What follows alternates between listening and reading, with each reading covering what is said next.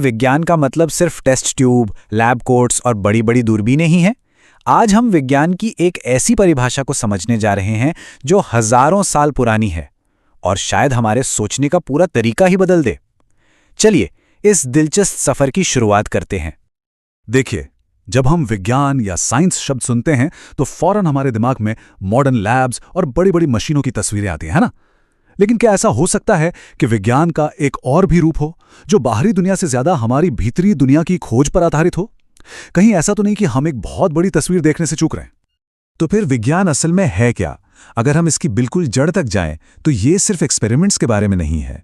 ये एक बहुत ही सीधे लेकिन उतने ही पावरफुल आइडिया पर टिका है कि हर चीज जो होती है उसके पीछे कोई ना कोई वजह जरूर होती है।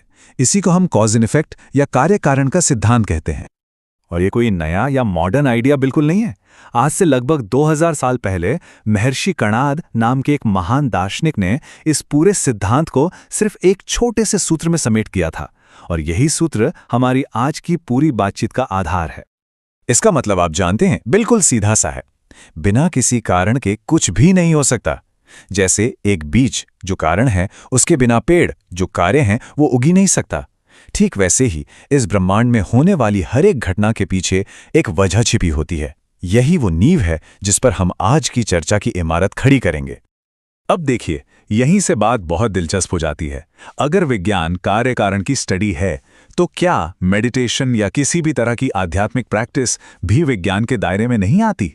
जरा सोचकर देखिए, ध्यान करना एक कारण है और उससे मिलने वाली शांति या मेंटल क्लैरिटी उसका परिणाम यानी इफेक्ट है।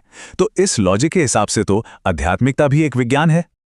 तो ठीक है, अगर हम ये मान लें कि आध्यात्मिकता एक विज्ञान है, तो फिर हर विज्ञान की तरह इसका भी तो कोई पहला वैज्ञानिक रहा होगा, है कि नहीं? सवाल ये उठता है कि वो पहला इंसान कौन था जिसने इस भीतरी विज्ञान की खोज की। इस स्रोत के अनुसार इस सवाल का एक ही जवाब है, भगवान सदाशिव। उन्हें ही इस आध्यात्मिक विज्ञान का पहला अन्वेषक, या हम कह सकते हैं कि पहला वैज्ञानिक माना जाता है। चलिए इस पूरे आइडिया को एक टाइमलाइन पर रखकर देखते हैं। ये कहानी शुरू होती है आज से लगभग 7000 साल पहले, जब सदाशिव ने इस आध्यात्मिक विज्ञान की नींव रखी। फिर कई हजार साल गुजरने के बाद महर्षि कणाद ने इसके एक जरूरी सिद्धांत को दुनिया के सामने एक सूत्र के रूप में रखा। 7000 साल!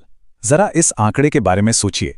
ये संख्या हमें याद दिलाती है कि हम जिस ज्ञान की बात कर रहे हैं वो हमारी आज की सभ्यता के ज्ञात इतिहास से भी कहीं ज्यादा पुराना है। तो अब तक हमने क्या समझा? आइए इसे स्टेप बाय स्टेप देखते हैं। पहला, विज्ञान कार्य कारण का अध्ययन है। दूसरा, आध्यात्मिक अभ्यासों के भी अपने कारण और परिणाम होते हैं।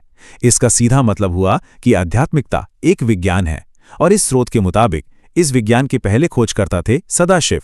ये एक बहुत ही सीधा और पावरफुल तर्क है। हाँ, ये जानना भी जरूरी है कि ये पूरा दृष्टिकोण और ये सारी जानकारी श्री श्री आनंद मूर्ति जी के लेखों पर आधारित है, जो इस पूरे विश्लेषण का स्रोत हैं। और अब अंत में एक सवाल जो सोचने पर मजबूर करता है। अगर हम आध्यात्मिकता को फिजिक्स या केमिस्ट्री की तरह ही एक विज्ञान माने, तो इसके भी तो अपने यूनिवर्सल लॉज और सिद्धांत होने चाहिए, है ना?